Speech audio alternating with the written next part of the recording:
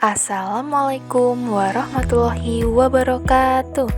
Halo semuanya, perkenalkan nama saya Dwi Karimah Cahyaningrum dengan NIM 2024406405158, kelas PGSD 1D.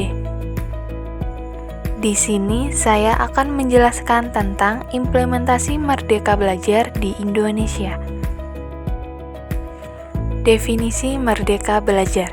Merdeka Belajar merupakan sebuah kebijakan inovatif yang diterapkan di Indonesia saat ini. Kebijakan ini memberikan kebebasan kepada peserta didik, guru, dan sekolah dalam mengembangkan pendidikan yang sesuai dengan kondisi yang ada. Kebijakan Merdeka Belajar. Yang pertama, penghapusan ujian nasional atau UN. Dalam implementasi program Merdeka Belajar, salah satu kebijakan utama yang diambil adalah penghapusan ujian nasional. Keputusan ini didasarkan pada tujuan untuk mengurangi tekanan dan beban yang dirasakan oleh siswa, serta menggeser fokus pendidikan ke arah proses pembelajaran yang sebenarnya. Untuk menggantikan ujian nasional, Menteri Pendidikan dan Kebudayaan Indonesia Nadiem Makarim mengenalkan asesmen nasional sebagai bentuk evaluasi yang lebih komprehensif.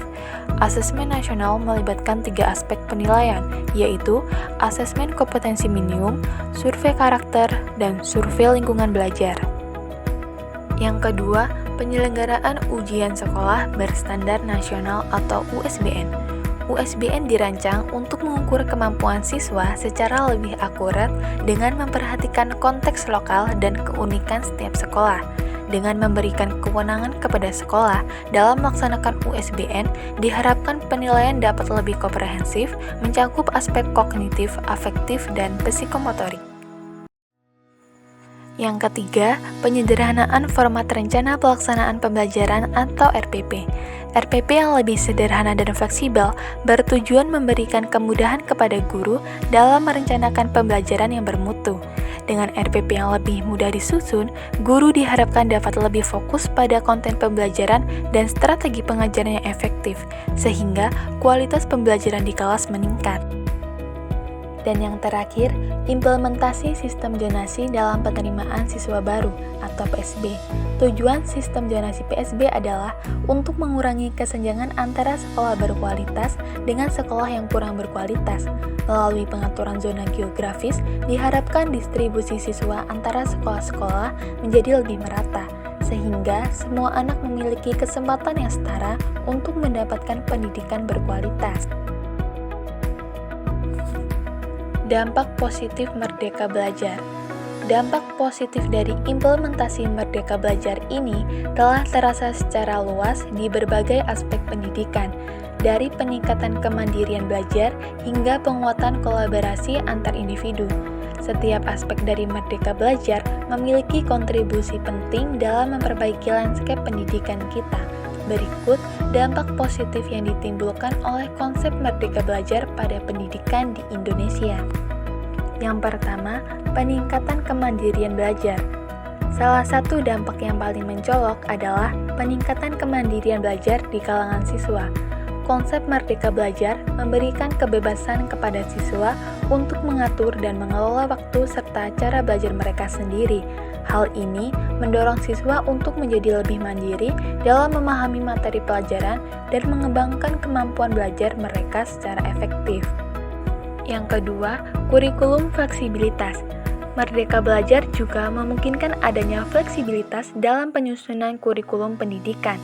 Sekolah memiliki kebebasan untuk menyesuaikan kurikulum dengan kebutuhan dan minat siswa secara individu. Yang ketiga, pengembangan kreativitas dan inovasi.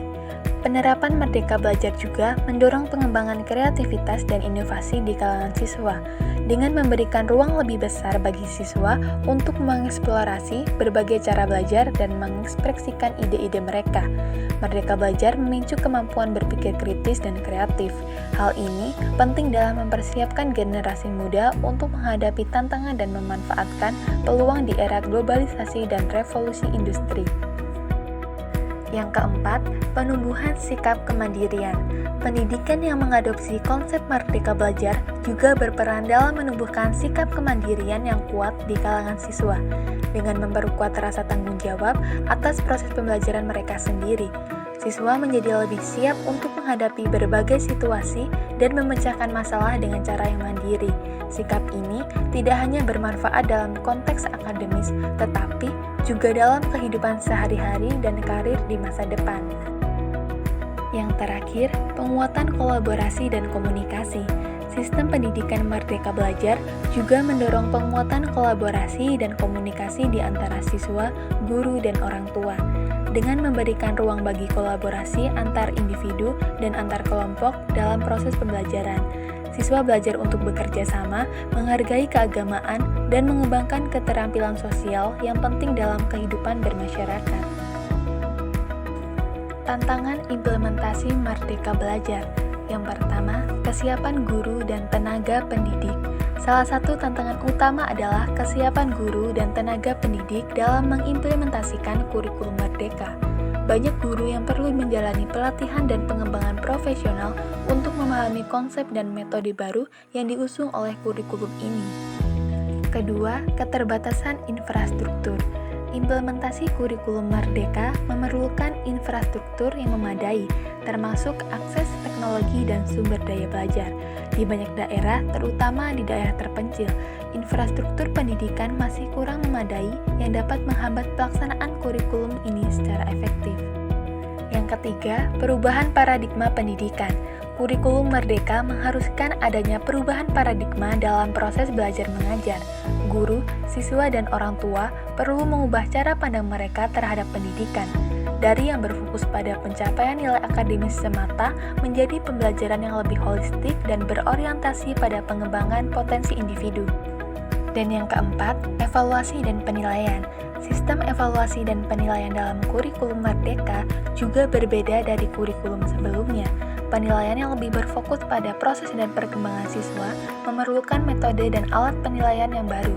Mengadaptasi sistem penilaian ini bisa menjadi tantangan tersendiri bagi sekolah dan guru.